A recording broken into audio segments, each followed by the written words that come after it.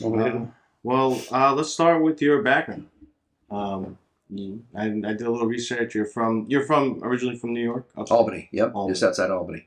And what drove you out to Wyoming? Skiing, Skiing. straight up. Wanted to take a year off, wanted to ski for a year before I went to law school. Okay. And I was going to go to Telluride, Squaw, Crested Butte, or Jackson. Mm-hmm. And over the salad bar in the dining hall, one of my fraternity brothers was like, hey, we got an empty room in our house in Jackson. I was like, Jackson it is. So that's where I went. Beautiful place. It's awesome. I've been there once, and I love Wyoming. I'm Wyoming, Montana, that whole area, and that's what originally drew me to the whiskey when I first saw it. And then, I tasted it. I was like, well, this is actually great whiskey.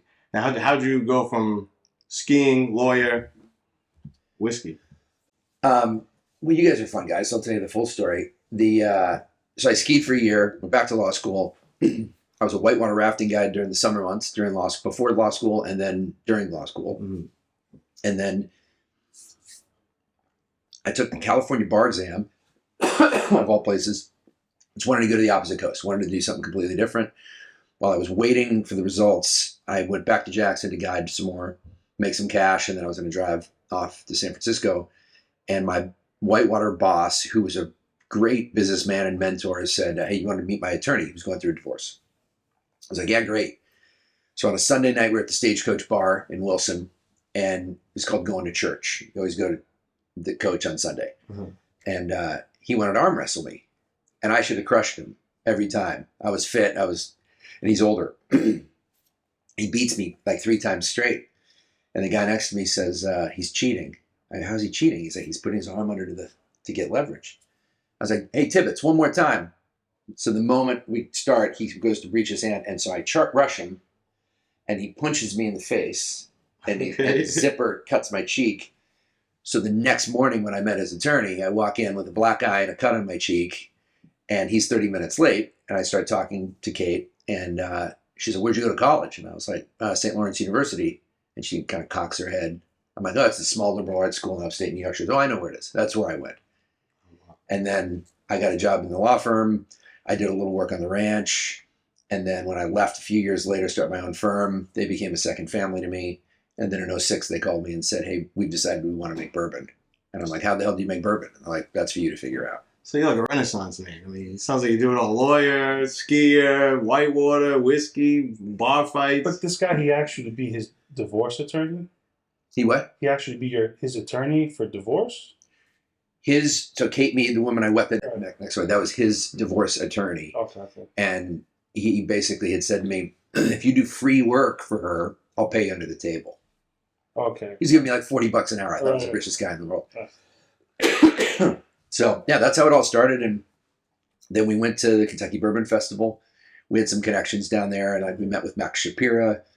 We met with a number of folks that basically said, don't do it, because it's going to be twice as hard as you think, or 3 times as hard as you think, take 3 times as long, be 3 times expensive. And Brad and I came out of there, and I don't know if I can swear on this podcast, but do whatever you want. There's no regulations. We were like, fuck that guy. He thinks we're competition. We're going to show him. He was dead right, man. I mean, everything he said, it was sound advice. And at one point, Brad said, David, I should just stroke you a check for $1 million and quit, because I'll save a lot of money, and obviously joking. But we soldiered on, and we started building during the construction boom of like 07. There's a lot of oil and gas expansion back then. And we couldn't get a local contractor to save our lives. And so we ended up hiring someone out of Michigan. That was a total disaster. No oversight. Our construction project was delayed by a year as a result. It was just one thing after another. I like to say we stepped on every rake moving forward, and we finally opened up we found Steve Nally, which was huge. Coming from makers, we wanted a wheated bourbon. But to show how little we knew, Brad and I knew what we liked. We had no idea they were wheated bourbons. No clue. We didn't even know what went into it. We just knew that we liked wheated bourbons. And so then we found Steve, and, there couldn't be a better guy in the world, to make wheated bourbon for us. And so very lucky with that. And we turned the still on July 4th of 09 with the goal to become America's next great bourbon. It's getting there. It's some good stuff. Thanks. I appreciate it. I really like the Outrider. I think that's probably your best offer, in my opinion. Yeah, the Outrider. Most people will say that. It's delicious. Aaron just tasted us, was a couple of weeks ago, and I was like, oh, this is it. Yeah. I haven't tried the Grand Tetons, what are those ones called in the box there? I don't know if The Grand, yeah. Yep. Haven't tried those yet, but you know. But you're gonna have to wrestle it out of these guys' hands. So That is my job. Well, we got 3 bottles in our store, but you know, those are for sale. We had a lady buy one online and then call us and blame it on her daughter that she placed the order with her credit card and it was fraudulent and to cancel the order. Yeah, she got you'll cold. be able to sell them to someone else. Yeah, I I'm know. sure, yeah. I If it makes you feel any better, I've only tasted one of them, and I can tell you Okay. it's spectacular. I mean, it's I'm sure we're going to the 10th anniversary. I mean, have you guys had the 10th anniversary? No, I no, haven't. So this is it's the same pedigree as the Grand. So we made Outryder, the original Outryder, in November and December of 2011, and Steve didn't want to make rye, you know, because he made wheat his entire life. And so we forced him to do it. I made my partner, who's the ultimate boss, force him to do it because he was pissed. And he's not a small man. You can't like intimidate this guy. So he did it. He was pissed about it. Day one fermentation, he called me and he is just dog cussing me over the phone. I was like, what? What's going on? The fermenters are overflowing. It's sticky in here. It smells like shit. You know, and I was like, Steve, you can figure this out. You're in the Bourbon Hall of Fame, man. You got a Rolodex, you know, call somebody, figure it out. And he did. He made 100 barrels of rye and he made 200 barrels of bourbon with rye, laid it down, and then we never talked about it again. Never asked him to do it again. He had to clean the entire system because it fouled the equipment. You know, he's so dramatic about it. It was such bullshit. And I love the guy, don't get me wrong. But he left about 3 years later to go back to Kentucky. And when Nancy Fraley came out and I asked her, we had just started working with her, I said, will you please try that stuff? And I was expecting her to say it was trash. Mm-hmm. This is some of the best young rye I've ever tried. And I was like, yeah, that's encouraging. And then the bourbon, same, but ryes will mature more quickly than bourbon. So she said, yeah, the rye would be ready probably next year. We said, we're going to wait till it's 5. And long story short, I said, what's the mash bill of the rye? And he's like, you're not going to believe it. It's only 48% rye. And ultimately, when I called Steve, you know, because we're in a pickle now, I said, why'd you only use 48% rye? And he's like, because I told you I didn't want to make rye. And I was like, you son of a bitch. I would have fired him if he was still working for us, but he wasn't, you know. So it's been a great story to tell now, but bringing it back to these 2 products, this is a blend of 20 barrels of that bourbon that was made in November and December of 2011. And I consider that to be one of, if not the best thing we've ever released as far as a batched product. It's 10 and a half years old. It's absolutely incredible. And then the Grand, the 3 barrels that were held out for the Grand product were too good to go into the batch. Okay. Nancy said, you got to do these as single barrels. So, I mean, if I had to put something into a competition or put something in front of you that I wanted you to grade us on and, you know, define us, that would be what I would, one of these 2 things is what I would offer you. So only 3 barrels. Each one is just drawn from 1 barrel. Correct. Right? So 3 separate barrels. Yep. That's for the Grand. Yep. We sold through it so fast in Wyoming, it made our heads spin. I mean, it's the most expensive thing we've ever released. And, you know, we're on these calls talking about how do we price this, you know, it's super scarce and all that. And the $500 number came out. I was like, Jesus, we've never been in this, you know, territory. And the state sold through 33 cases, one of each, immediate. We had it all pre-sold before we even sent it to them. Our whiskey, our barrel house in Jackson, we had 23 cases. It sold in 24 hours. And the whiskey shop over in Kirby had like 44 something individual bottles, I think. And they were pre-sold before they even got them. Was that tough convincing the state to take Wyoming whiskey? No, especially when my partner's brother was the governor, which we never took advantage of, I will say. But Matt was the governor when we released it. And there was so much excitement around it because Wyoming doesn't export anything that has Wyoming on it. Right. I'm sure they were excited. Cows, oil, gas, precious minerals. It's not very sexy. You know, you don't go to a store and, you know, when you buy gas at the gas station, you're like, oh, this is from Wyoming, you know. So we had a finished product and Wyoming on the bottle. And there's no like state incentives, like how New York has like a farm distillery license that like help people get off the ground. No. It's all just you guys just doing it all on your own. When it comes to the legal like precedent and laws and whatnot in Wyoming, we're trailing every other state in the country. I mean, we're the least populated state in the country. So as a lawyer, you're always looking to, to case law from other states, for persuasive authority, because we don't have it in Wyoming. So when it came to this statute that allowed us to get a manufacturing license, it was actually very easy. It was shockingly easy. There was a statute. You pay $500, and there's a couple of hurdles that you had to jump through. Present you fully capitalized and all that stuff. The TTB was the bigger problem because you got to make sure that you're using specific locks and all that stuff. Specific locks? Yeah, you have to use a very specific type of lock on your warehouses. Oh, okay. Because the tax man wants to make sure that nothing's rolling out the back door. Are the warehouses bonded? Are they bonded whiskey? Mm-hmm. Oh, okay. Yeah, everything's got to be bonded. Everything's bonded. Everything's bonded. Yeah. So anyway, Wyoming was very easy. And we had a fantastic marketing company. 77 Ventures really made us look good. They're the ones that came up with the bottle. We gave them very clear requests. We wanted it to be something that we could slide down a bar at any fill level. And if it happened to fly off the end, it might not break when it hits the floor. And so this is the bottle that we settled on. It's called the Cary Grant, actually, because it's strong yet elegant. And I did fill it with water one day and held it over concrete and dropped it straight, and it did not break. I won't do that again here in Way City Whiskey, but no, please don't. So anyway, it was just a very fun process, and over the course of the year, we got everybody into a lather. They were so psyched for Wyoming Whiskey to come out.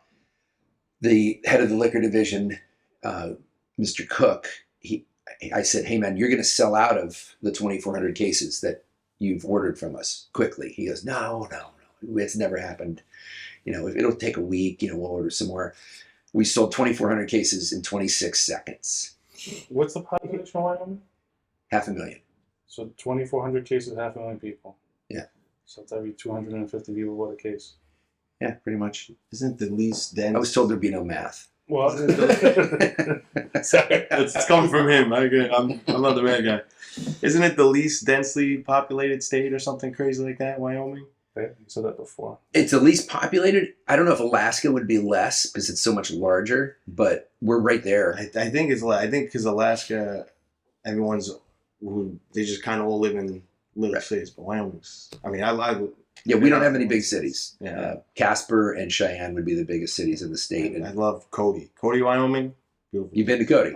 Yeah, I bought a Wyoming flag. I love it. I would love to move out there eventually, but I don't know if I could do the winters. It was 14 degrees when I flew out on Tuesday morning. So you guys gotten snow already? We gotten snow. It's snowing right now, I think. For the next 5 days, we're supposed to get snow. Yeah, well, how do you guys age the wick, like in the rick houses? Does that not affect, does it freeze? I don't... Whiskey doesn't freeze until it gets really cold, but it stops aging at 40 degrees. So no maturation takes place once it hits 40 degrees. So it goes into hibernation is what we say. And it takes on a really off-putting, grassy, wet grass note once it gets cold. So we don't do any barrel sampling throughout the winter months. And winter months starts anywhere from now to 2 weeks from now. There's still a lot of thermal mass in a warehouse. With all that liquid, it stays warm even if it gets cold outside. But given how cold it's been this fall already, it'll probably go into dormancy here shortly. So we won't do any sampling here come another week or so. And then we just let it sit and we just keep filling the warehouses. We build a warehouse every 1.5 years on average. So we keep filling them up, and then depending on the spring, this year was a really cold, wet spring. So we couldn't start sampling until later, early May, mid-May. We do have one heated warehouse where we could keep a few hundred barrels, so we keep our small batch program going. We could keep, backfilling over the course of the winter. Single barrels, private stock barrels are all in there. And our Wyoming only release that we do every year, it gets picked in the fall so that it's ready to go. They bottle over the course of the winter, and then we develop the label over the course of the winter and release it. Now, with the labels and stuff, like you have the Grand for Grand Tetons, right? You guys planning to do other national parks or? So this is the third in the series. Okay. So National Parks 3, this honors Grand Teton National Park, which is right in our backyard in Jackson. and the distillery is 4 hours to the east in the middle part of the state.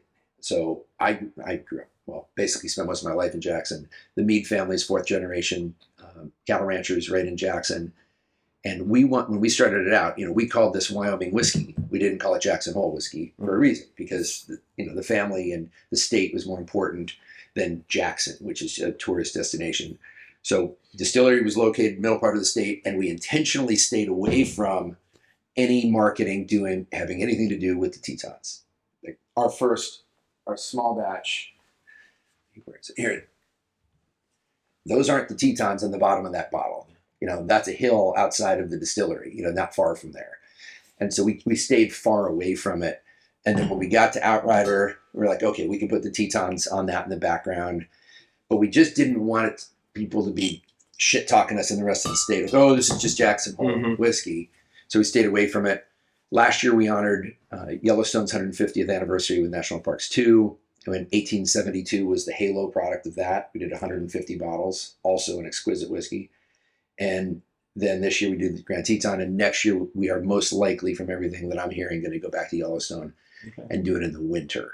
So we're going to go into in February into Yellowstone, which is going to be, you talk cold, that's going to be awesome. I mean, it's going to be cold as hell, but the imagery that we'll get from that will be spectacular. Yeah, I guess I'm going to go out there in the winter. I don't know how people do it, but... Do you ski? No, I mean, I used to snowboard when I was younger, but I just like nature. Like I went out there a couple of years ago. We did Yellowstone, Grand Teton. We went all the way up to Glacier in Montana, which was something. It was wild. It was crazy, and I was like, I got to come back here. Yep. Yeah. Well, you go dog sledding, you go snowmobiling, you can do. There's all sorts of things you can do with not ski. Yeah, just getting there, I feel like would be difficult. Yeah, there's no directs, as we were just talking about. You got to go through Salt Lake or Denver to get there. Yeah, I flew into Bozeman, Billings. Yep. And from Billings, I don't know how many miles I drove, but we drove all around the area, went all into Idaho, did it all. I love it. I'm a big Wyoming fan. That's why. Let me know when you come out there, man. I'll show you around. Listen, don't tempt me. I'll be out there. I'll be out there tomorrow.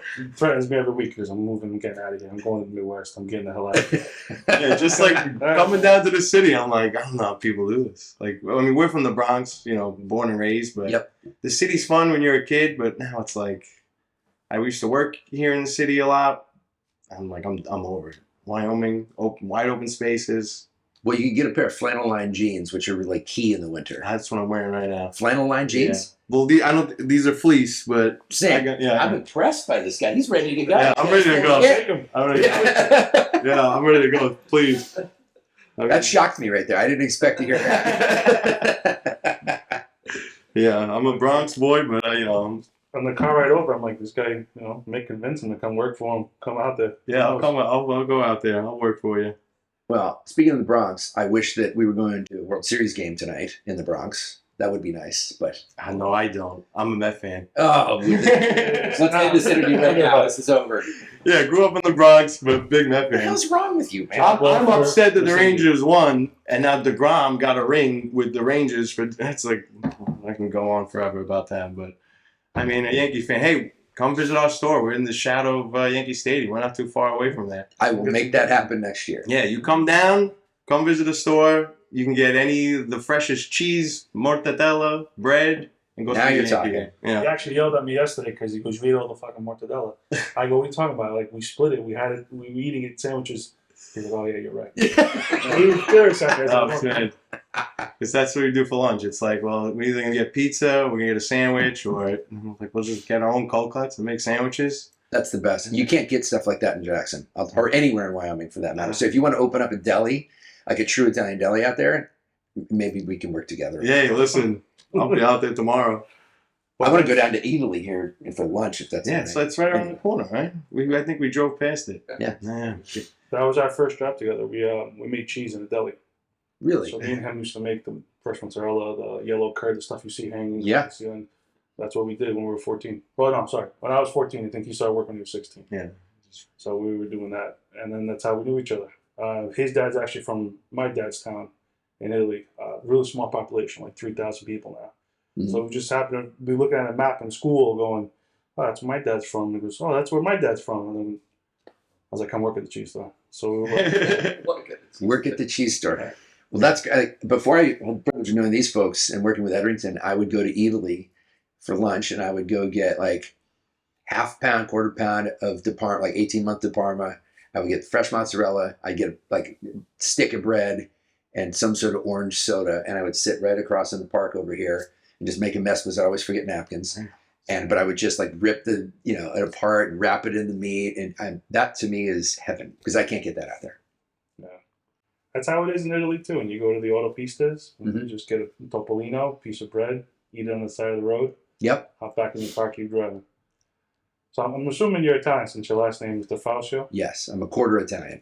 My dad is half Italian, but that's been the dominant culture in our family, cooking. Like my mom's Polish, like this guy here, but she learned how to cook Italian food from my dad's mother, who's actually English. Okay. But the Italian culture really dominated throughout the family. So yeah, I love all things Italian.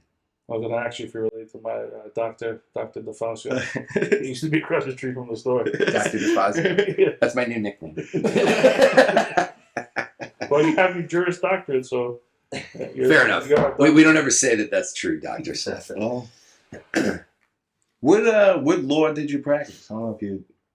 So I started, it was a general practice firm. I still have it. Okay. And in Jackson, there's a lot of property disputes. There's construction disputes. There's so much money rolling into Jackson now during COVID, after COVID.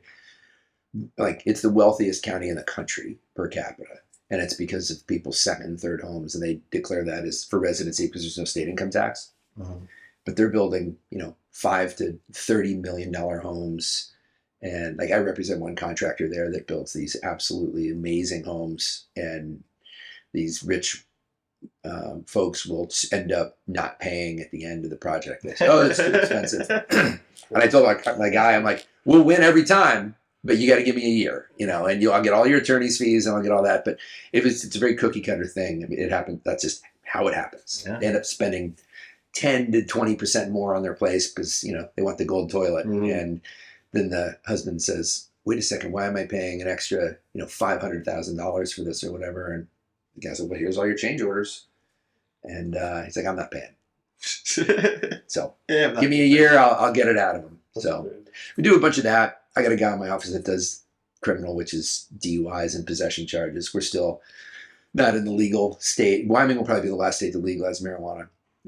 I asked Matt when he was governor, I was like, do you think that this will ever be legalized? He's like, well, not while I'm governor. And he says it'll probably be the last state in the country. It's still very Mormon influenced. So there's a lot of that. But anyway, I don't mean to digress, but yeah, it's a general firm. There's 4 attorneys in there, and they basically carried all the water while I was building Wyoming Whiskey. And I'm happy to be doing a little bit more legal work now. This is still priority to me. Whenever these guys call and say, "All right, come to New York," I'm like, "All right, when you want me there, I'll be there." So you gotta come up and visit the store. I will. I promise you that. That's one thing. I will go to a game next spring, and I will come and visit you guys, and I'll steal all the mortadella.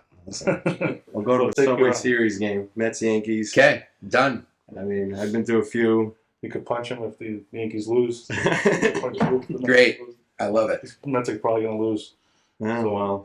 Are you a Yankees fan? No, it's very funny. I'm like, everyone assumes I'm like into sports and stuff, and I'm like, no, it's Couldn't care less. nothing. Yeah. Like, oh, Giraldi hit a triple, whatever. I'm like, that's fantastic. I'm happy for everybody. Right, happy for everybody. I'm happy the Yankees are in playoffs because the neighborhood's really busy. It's full of people coming in. So that's always good for us money-wise. But I got no skin in the game. I got no teams.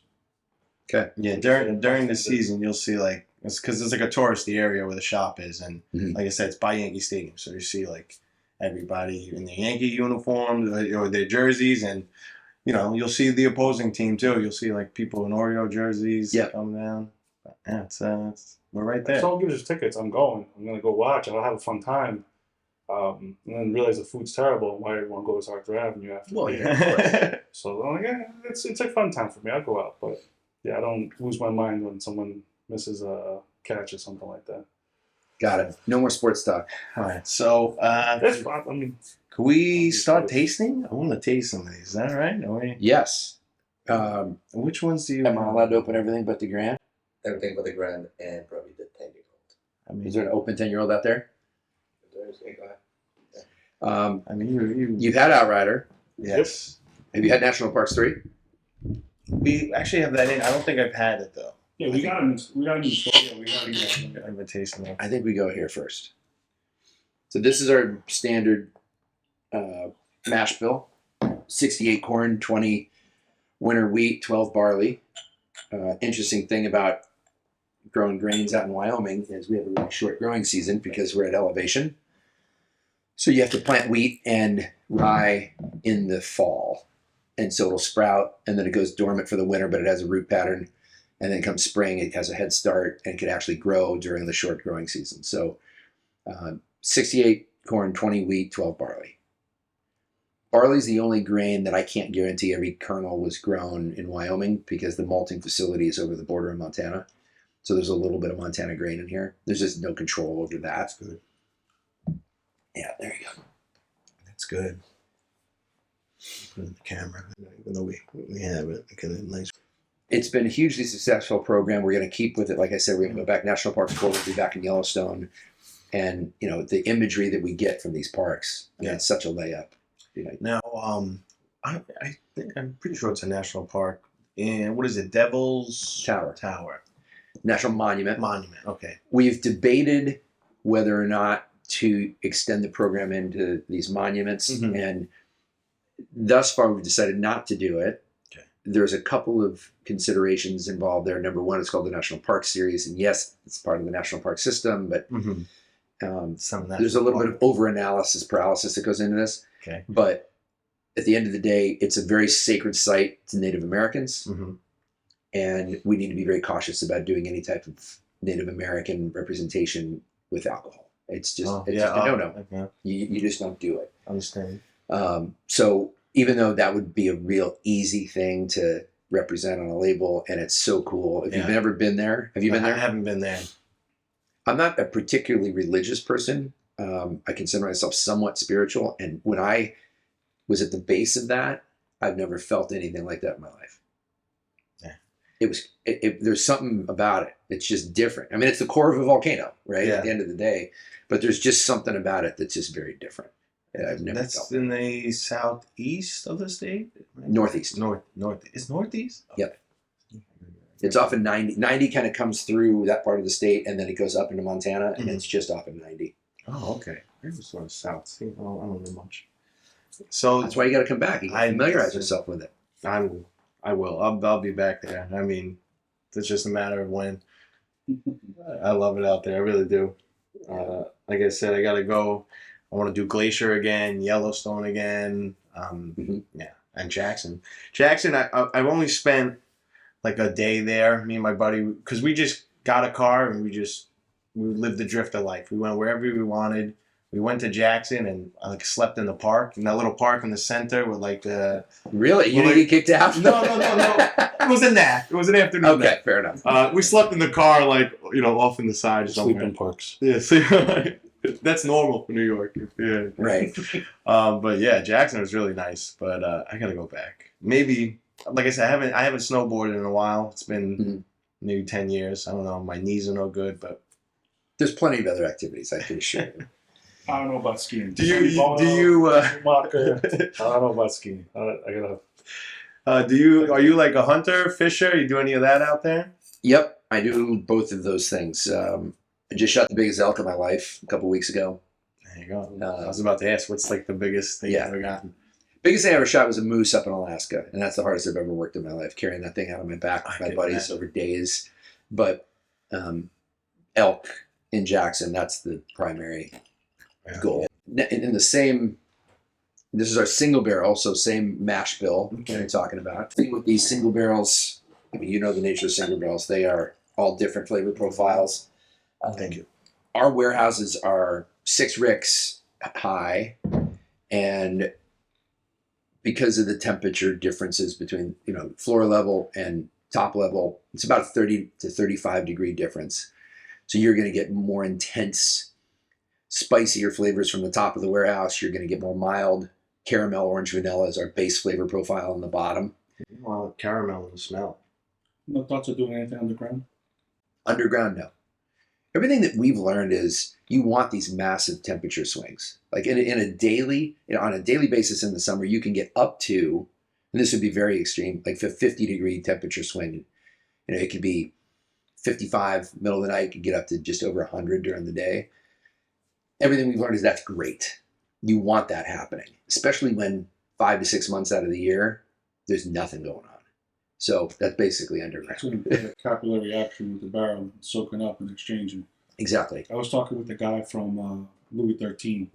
And he was telling me how they have a couple of barrels cellared. Mm-hmm. And he says the big fight is the alcohol evaporates. So they're constantly dealing with a spirit that's not getting higher in proof. It's just maintaining a bunch of volume, but the alcohol is starting to drop. Mm-hmm. So they're like constantly tasting things and switching things up. And I'm like, I don't really know if anyone else cellars barrels of liquor or whiskey besides those guys. It's not anything that I've heard would be beneficial to the product. You want it hot as hell and cold, hot, cold, hot, cold, hot, cold for as long as possible. And then, a long time ago, Lincoln Henderson from Woodford Reserve and then later Angel's Envy, he was a true Kentucky gentleman. This guy was the greatest. He was an advisor to us. He helped Steve a little bit, also in the Bourbon Hall of Fame. He described the flavor wheel of bourbon pretty simply. 10% ingredients, 30% is the yeast you select, and 60% is maturation.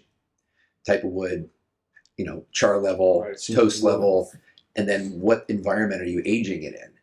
And years ago, I had suggested it would have been really interesting to pick 3 distilleries, one in Texas, one in New York City, and us, and let's make 6 barrels each on the exact same day, how you make it, and then you send 2 barrels to Texas, we would send 2 to Texas, 2 to New York.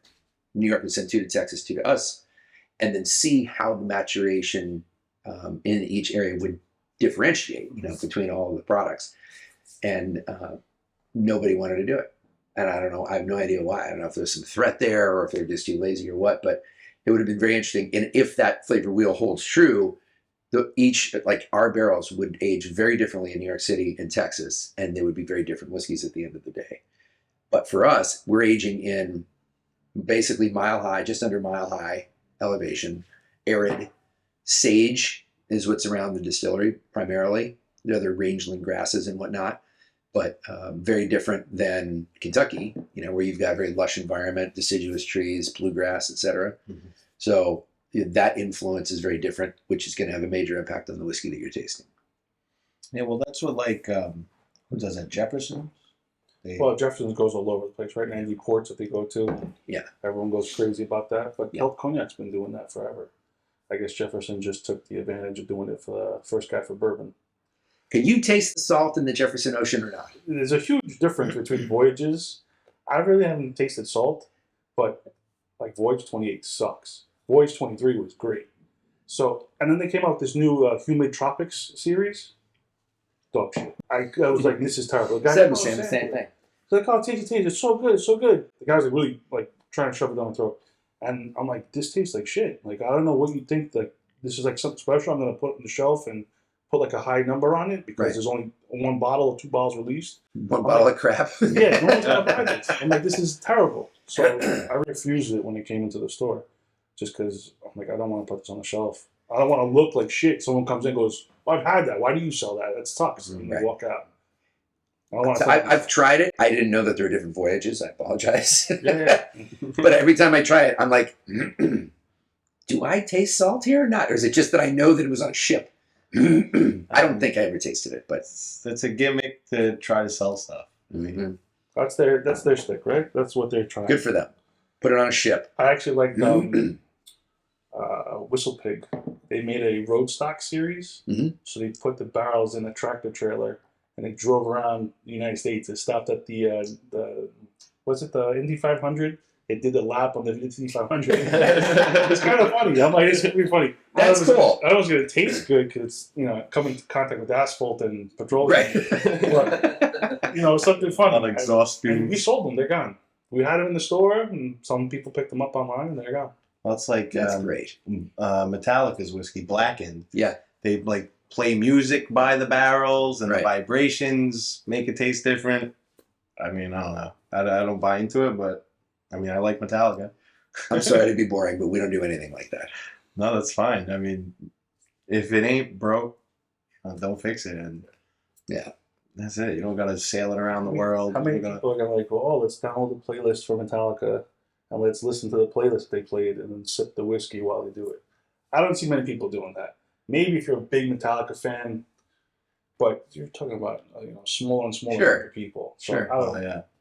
Hasn't done too great for us. Well, that's. I remember we had a tasting of blackened whiskey, and the guy was explaining to a customer that comes in. He's like, "Oh, it's the band Metallica," and the kid goes, I mean, he was old. He was above 21. He was in the store buying stuff. He goes, "Oh, my mom listens to that."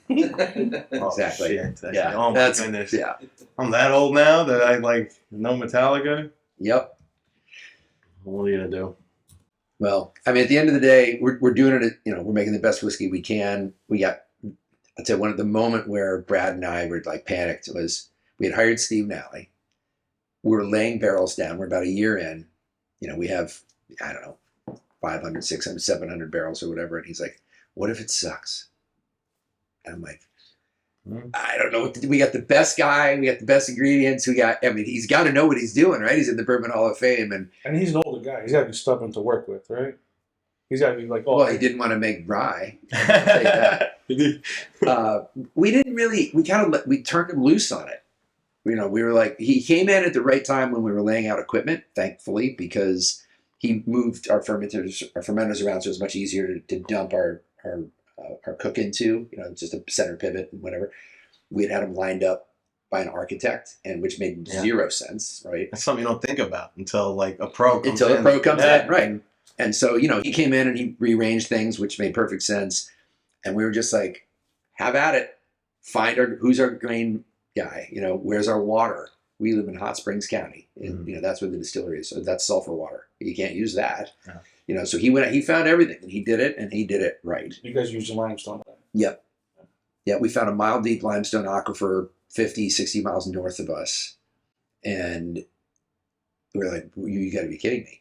And they're like, yeah, it's in what's called the Madison Formation. And I think, this is my speculation, that there must have been an oil and gas company out there doing exploratory well drilling, and they hit this water source. And they were like, well, this is worth something too. So it's the municipal water source for a bunch of the small towns up there, including Worland, which is 20 miles to the north. And then the water line crept its way down the highway and made it to the distillery, and now we take it literally right out of the tap.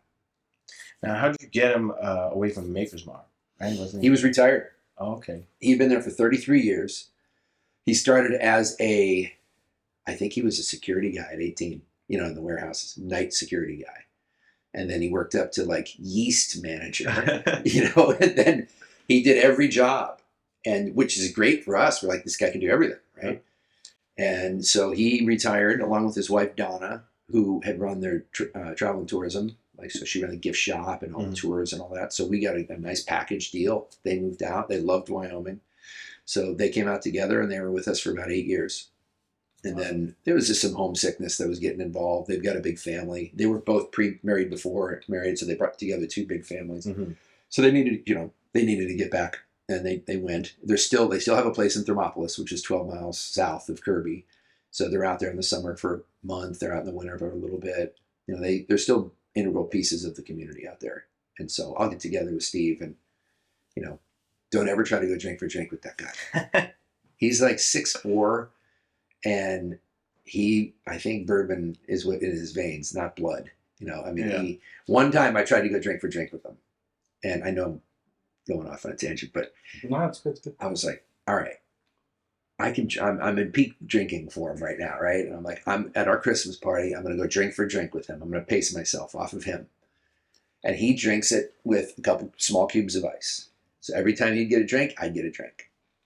I was something like 13 bourbons in, and I'm like, I am trash. And he gets another one. I'm like, okay. So I go to the bar, and I'm like, Butch, put some Coke in this. I got to start to cut this. I'm going to be hurting.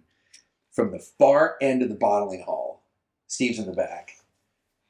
He hears the, and literally he goes, he knew the whole time. He knew what I was doing the whole time, and he just looked at me with this very disapproving, like, and I lost. I was like, I give up, man. He kept drinking. Is that the drunkest you've ever been? Damn close. Because we always like to ask our guests, what's the drunkest you've ever gotten? I mean, you don't have to tell it if it's an outrageous story or if you can remember it. The worst drunk I ever was my 21st birthday. I mean, just such a rookie thing in Albany. I drank everything that night, and I called somehow again. We didn't have cell phones back then, but somehow I got a call to a very good friend of mine. I'm like, you got to save me. And she came and picked me up at like 2:30. I can't remember the name of the pub we were in at that point. I'd been vomiting outside for like an hour, you know. It's happened to the best of us. Yeah, that was and I couldn't drink tequila for a long time after. Yeah, I mean, I had a very similar experience with Jack Daniels. I couldn't even like smell Jack Daniels for like years. Yeah. And this was high school, so this is. I still won't drink Cuervo. Because that's all, I mean, come on, I was a 20-year-old kid with no money. Yeah, exactly. I love tequila now. Like if I'm not drinking bourbon, I'm drinking tequila for sure. I'm the same, except tequila, mezcal. I like mezcal. Love that smoky flavor. It's crazy how pandemic, I don't know if it correlates with pandemic, but our sales for tequila on the ultra premium side exploded. People were doling out money like crazy for high-end tequila. And prior to that, I couldn't pull teeth to sell a bottle of Clase Azul. Once pandemic happened, and I guess it must have been like a little bit of, I don't know, maybe cooped up inside or maybe extra money, selling Clase Azul, couldn't keep it on the shelf. Blowing through it like crazy. Are they buying unaged or aged tequilas or everything? Repos, but repos only 8 months. Yeah. Maybe a year, if that. So just touching the barrel for a little bit of time. More the ceramic, I think, bottle, the spectacle of it. People were just going. No, they do have beautiful packaging, that's for sure. It's calmed down a lot since, but when pandemic was really in its peak, it was bananas. We were doing crazy stuff with it. That's actually really funny because he's saying, that was the time he got really drunk off the Jack Daniels. Yep. It wasn't too long ago we got into an event, and he was on the floor, just in the parking lot, and I'm like looking at him, and he's just turning his head left and right. We're throwing water on him. Trying to get him to like wake up. This was in the summer. This is last year. Okay, so we're not going back. This is in the summer. It wasn't last year. This is not my proudest moment. It was I like to call them work events because, I have to taste everything that I'm selling. And I don't know, I guess I tasted one too many. And it was, whiskey, scotch, whatever else that was there. No, I still made it to work the next day. So yeah, he did. I can assure you I did not make it to anything the next day after my first birthday. I mean, I had to throw out my shoes. I puked all over my shoes. There was this. I think I cursed out one of our sales reps. A water bottle. I was like, I'm not washing that thing. Touch with puke. I'm like, it's yours. Say it. Who left it there? Thank God it wasn't your fleece line jeans. No. So as I pour you what I consider to be one of the best bourbons that we've ever made, I will ask you guys a question, if that's all right. Absolutely. I'm not asking you for the best, but I'm asking you, what is your favorite bourbon that you've ever drank? I feel like this is like a lame answer, but You go first. I got the Pappy 12. Pappy 12. Yeah, Pappy 12. I had it because it's tough to come by, and then I was up in Saratoga in February, and it was a good price for like a double shot. I said, you know what, I'll take it. And okay, now I understand. Like I get like the hype because people come in like, oh, I don't believe in it, and people, I'm like, you haven't tasted it. I tasted it. I was like, this is good stuff. Mm-hmm. Either that or Blanton's. Those are my two favorites. Blanton's Gold is really good. Tough to say. Whiskey Fest the last year I went to, tasted so many good whiskeys. The Sazerac 18 was phenomenal. The rest of the antique collection was terrible. It was dog shit. I can't believe people paying crazy money for this. It's terrible. Richter's 20, I like it, but for me, too much wood. It's just really, it sucks the teeth out, it sucks the life out of your mouth. He's only been working at the store for about a year. So he's kind of still young into the whiskey world. I've been doing this for about 20 years. So for me to really delve back and think like which whiskey that I love the most. What would you pull off the shelf that's in your store right now? If you were just in the mood to have a bourbon. Probably sell it. I probably wouldn't even drink it. I'm more The businessman. You're avoiding the question, man. I'm an attorney. I'm going to hold you. I got 1,500 products in the store. Of that, maybe are 600 of whiskey. I don't know. I like the Boss Hog 7. That was really good. Okay. I got to think about this question. This is a really tough one. I'll give you mine. It's easy for me. Steve used to have a couple cases of black wax Maker's Mark. It was only available in Japan. You could still find it now. It was only made for a couple of years, but every now and then I'll be in a bar that has bootleg stuff, and they'll sell it for like $200 for an ounce and a half pour, because you literally have to bring it back from Japan. But he had, because he was the master distiller when they were selling it, a couple cases of it, and he gave one to me and he gave one to Brad. Brad had no idea what he had, so he ended up giving me the bottle. And to me, that was the best bourbon I've ever had. It was 95 proof, and it tasted like liquid velvet. It was the smoothest, most flavorful bourbon I've ever had in my life. And remember the whole icing phase, when you get iced? Yeah. So I pulled the joke on him. He said, I'm not playing this game. Like, our distillery was... Smeared of ice. You get like, oh, you got ice. There's like a smear. I'm like, hey, hand me that bag over there. And then you lift the bag up, and there's an ice, and you have to immediately drop the key and chug it. So that thing went around our distillery, and he goes, nobody better do this to me. I'm not participating in this stupid game, right? Well, one day I set up this extravagant deal where I put one in a Ziploc bag in a toilet in the reservoir, and I had one of the women there say, I'd come out during dinner and be like, Steve, I clogged the toilet. And so he, Steve to the rescue, goes in there, lifts the lid, and there's an ice sitting there. And he came out, he looked right at me, and he's like, I know you're behind this. I go, drink it, right? So how did he get me back? He had a box of the black wax that he had a party like a couple months later, and he had it on this low shelf. And I walked in and I saw it immediately. And I'm like, he knew how much I loved it. I'm like, I know there's an ice in there, but I couldn't pass it up. And I waited a half an hour, and like Brad knew he was in on the gag and all that. And I finally went and grabbed it. There's an ice. Of course, I had to like try it, but that's the best thing I've ever You had. said $200 ounce and a half pour? Yeah, I mean, you can't find it anymore. The last time I saw it, that's how expensive That's it more was. than Pappy. I mean, that's up there in price. Pappy pour. It was so good, though. So good. I gotta taste this. Now I gotta try this. I'm gonna look for this. Look for it. Now I assume it has black wax. Black wax, black liquid. That's probably a cool looking label. I'm just thinking about it now, because I was always a fan of Maker's Mark, and the wax and all that. Black wax, though. Yeah, I mean, it's not too far from this. I mean, it's very black, just their standard Maker's label, but all black. And then I know you mentioned this before about the bottles. I love the bottles because it looks like an old timey like whiskey bottle. that was the goal. Exactly. Like you go out west, and then, like you said, sling it down the bar. So there's a couple things on it. We had no history. We were a brand new company. Mm-hmm. And so we wanted to make it look like there was some history to the bottle. So hence this. Mm-hmm. As a fisherman, I'll find bottles in creeks, and who knows how old these things were, but you'll see it'll be like aspirin in the glass. You're like, well, I know what was in that, and so that's always been really cool. And so that's why this is on here.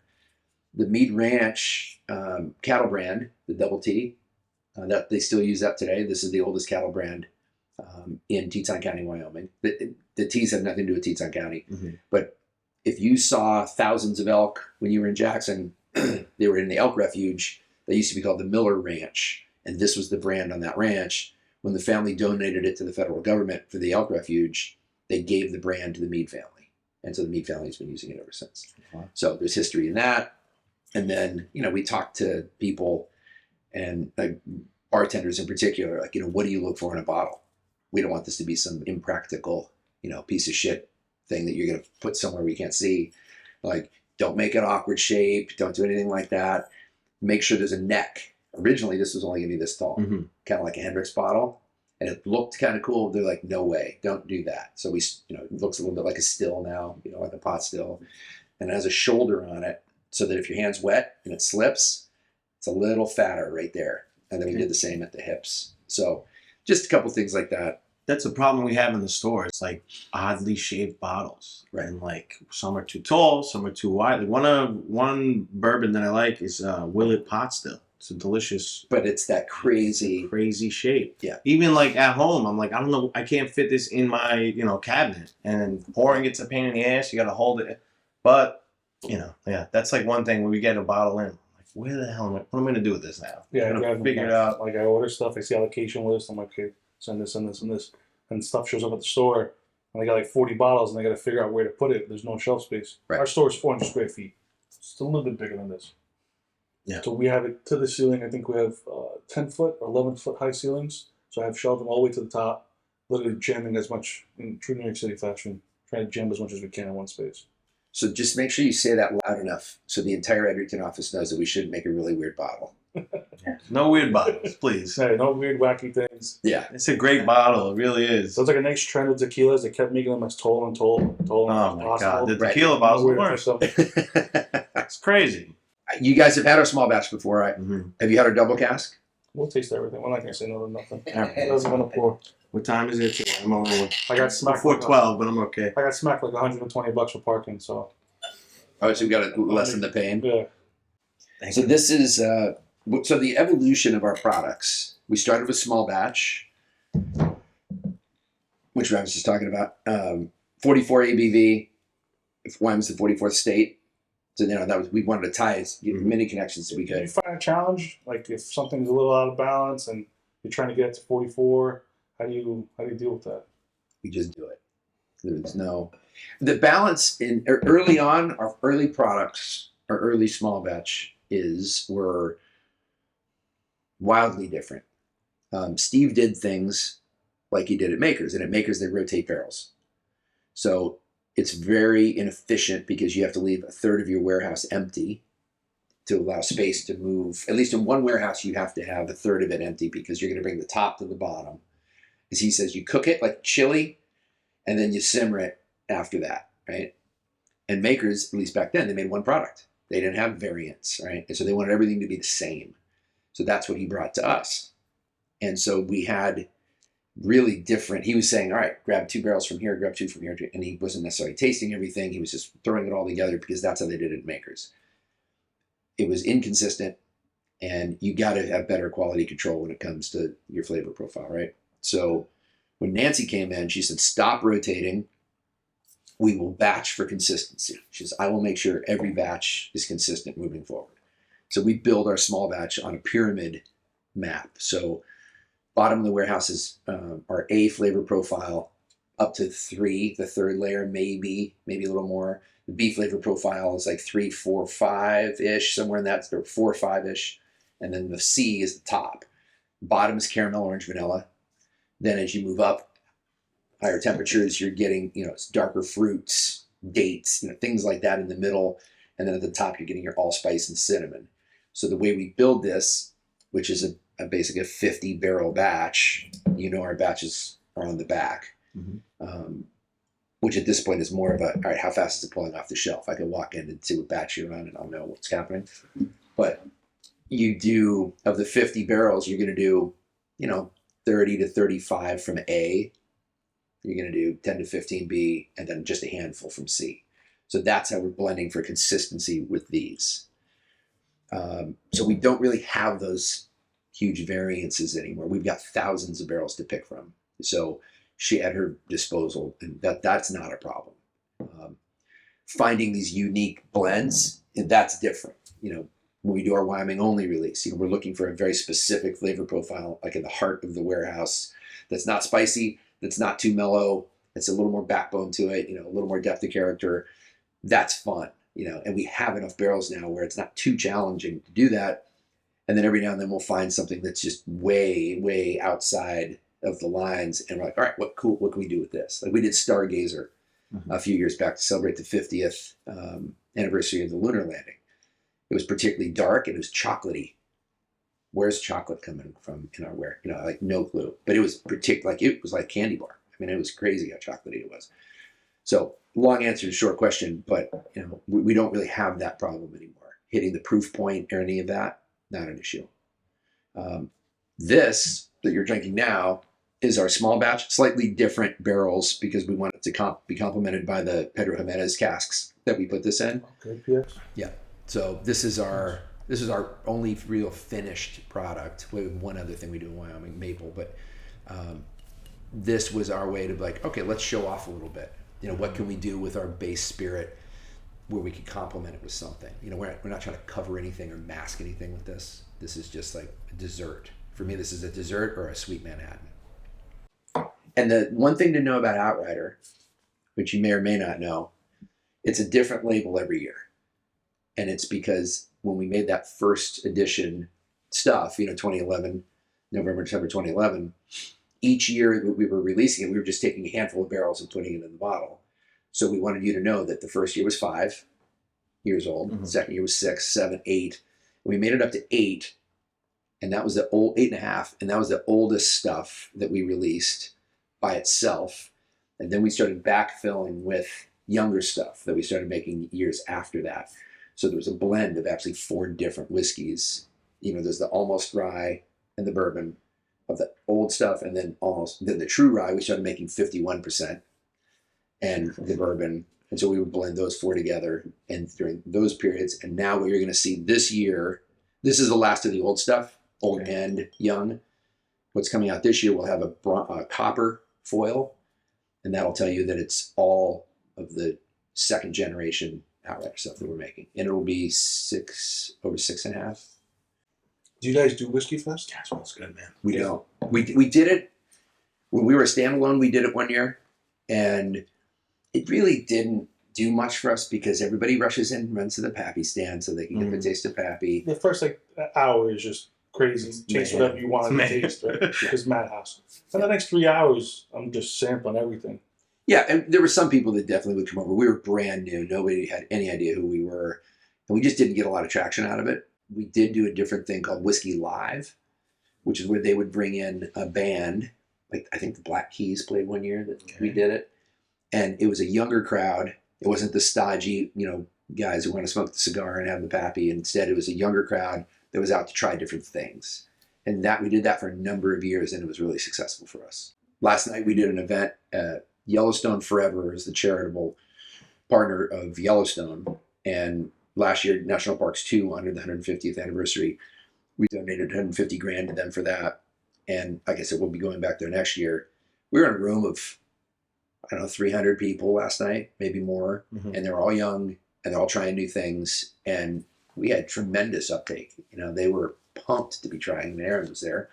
You know, it was an incredible experience for those folks. And I would do that day after day if I could. Yeah, I think so. Because like you said, younger people, like they're not stuck in their ways. They're just getting into it. So they want to try what's out there. I got a guy, he actually owns a little like restaurant across the street, and he'll come in and he'll say, you know, what's the new whiskey you got in? He always wants to try something new. Mm-hmm. He's like, you know, there are people we like. Yes, exactly it. There's people out there like that. But like you said, there's people out there, they want their cigar, they want their whatever the hell they've been drinking for the last 20 years, and that's it. And you can't change their mind. And that's fine.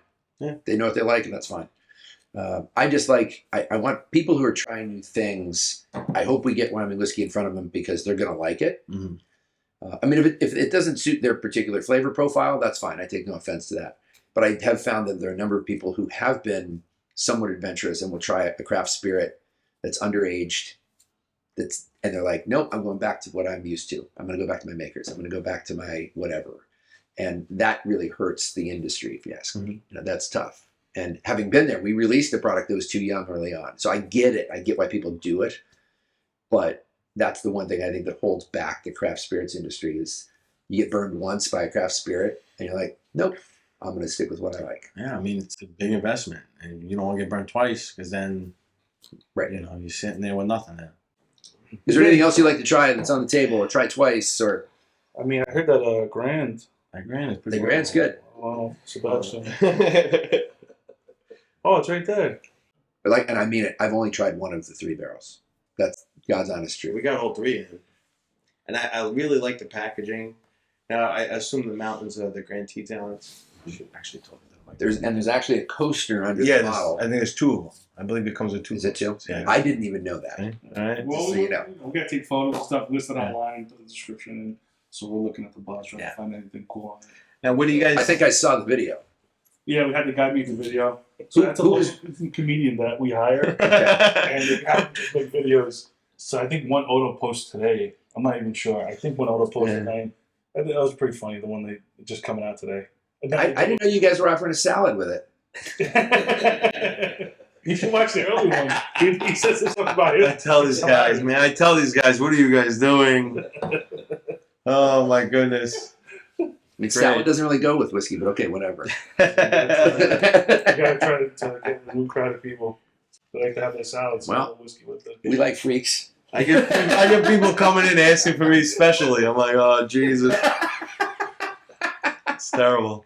What are you gonna do? Okay. It's hilarious. Well, when I show up next year, my first order is going to be for an antipasta. So I'll be ready. No worries. We'll get you. We'll get you. We'll get them primed. Let me tell you guys. I mean, I can talk all day about all of this and what we do. You want to run through that question list one more time? The wide open spaces, I believe. So we were with wide open spaces. Just to kind of answer where that came from. We were definitely charitable with small organizations around Jackson and around the state. You know, we would donate whiskey for events and whatnot. And then when Edrington partnered with us, you know, they're obviously incredibly charitable. I mean, every dollar of profit that this company makes ends up in the hands of a charity, which is amazing. A very feel-good partnership. So what they did is they asked us to kind of sharpen our giving and up our game. And the wide open spaces is the one thing that came to the top. It's like, why don't we just focus on things in organizations that are preserving the wide open spaces of the West? And national parks are obviously an integral piece of that. We've donated money to Beyond Yellowstone Forever, PERC, the Property and Environmental Research Center up in Bozeman, and they help with environmental impacts from, for instance, when bison leave the park, some of them will carry a disease called brucellosis. And if that gets into a cattle herd, you have to destroy your entire herd, which could ruin a ranch.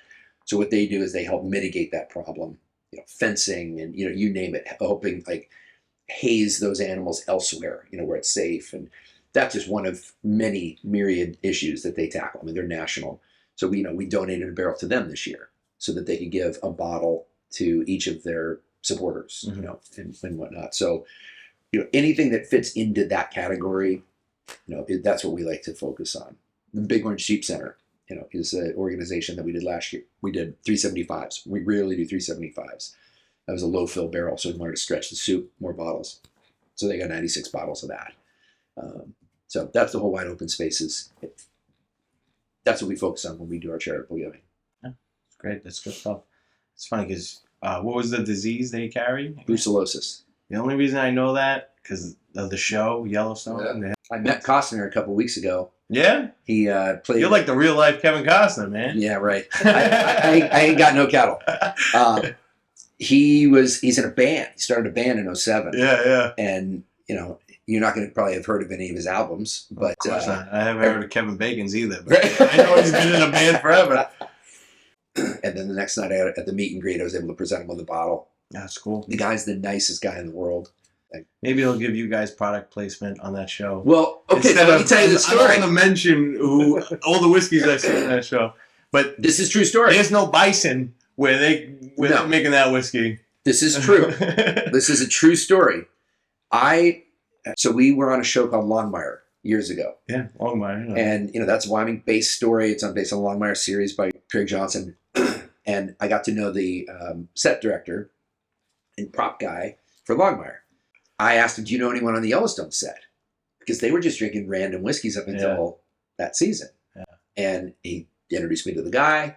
That I am going to be the hero, right? This cost us $0. We're going to be in Yellowstone. Yeah. She told me the 2 scenes where it was going to be consumed. Beth was going to pour it for her dad in the back of the limo. I know which one they poured in that. Yes, you do. Yeah, because I was like, oh, shit. And then they were going to be on the back deck, and they were going to drink Outryder on the deck. And I was like, this is amazing. This is going to be absolutely insane. So I tune in, and that scene comes, and I'm like, here comes. And then you know what they pour, and I'm like, Hold it 12. What did you pour? you say it, I don't care. Weller 12. I'm pretty sure it's Weller 12, the black label, right? Sons of bitches. Yeah. Motherfuckers. And you know what happened? 2 days after Kim was up there, they signed a big contract deal with him and paid him a bunch of money and said, course. "No, this is what we want you to pour." Yeah. There's no buffalo in America. They're bison. That's a fact. And there's none in Kentucky. You guys should, stop putting them on your label. Screw it. It's, trust me, there's a good... He's got it right there. That's the place, right there. Oh, yeah, on top. Okay. So, yeah. We haven't been sued yet. Maybe we will now, thanks to you. I'm I'm sure they're not listening. That'd be pretty Fuck fun. 'em. Hey, listen, they're a great company. Yeah. They make great stuff. I Yeah. just was super bummed that they had the checkbook to come in. And, That's crazy. All right, I think we didn't touch base on anything, on everything. Yeah. Thank you for your time. I appreciate thanks for your interest in what we're doing. Oh, it's good stuff. We sell it. You can find it on arthurcantina.com or our store. And thanks for, I know you're a very busy man. Thanks for giving us the time. Of course. We really appreciate And it. I will be by the store, I promise. Please come by. Come by. I'm serious about it. Yeah. Whatever you want, it's Okay. on us. We'll make it there. All right, sounds good.